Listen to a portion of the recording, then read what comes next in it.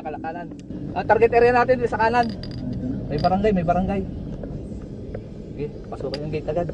Pagdating ng NBI Lucena sa kanilang target na compound, agad nila itong sinalakay.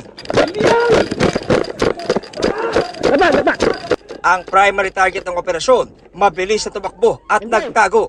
Kaya ang mga bahay sa compound, isang-isang pinasok. Matapos ang mahigit kalahating oras na paghahalugog, may nakita ang mga ahente na kahina-hinala sa isang bahay sa compound. Maya-maya lang, Ito, oh.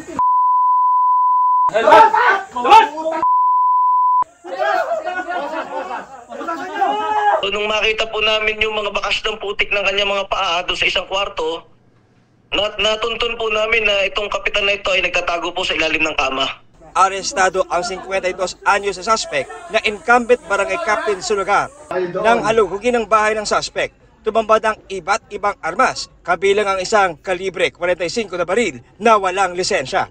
Ayon sa NBI, bukod sa dilisensyadong armas, may bineberipika rin silang aligasyon na kinasangkutan umano ni Cap. Ikaw ay aming inaaresto sa salang illegal possession of firearms and ammunition.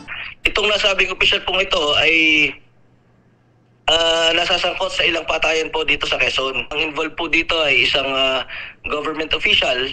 Ito po yung isang dahilan kung bakit binigyan at inutusan kami na gawing prioridad ni Director Santiago itong trabahong ito upang agad-agad naming masugpo at malaman ang katotohanan kung ito po ba talagang taong ito ay involved sa mga criminality.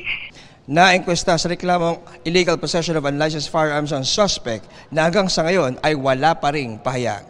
Para sa GMA Integrated News, John Consulta, nakatutok 24 oras.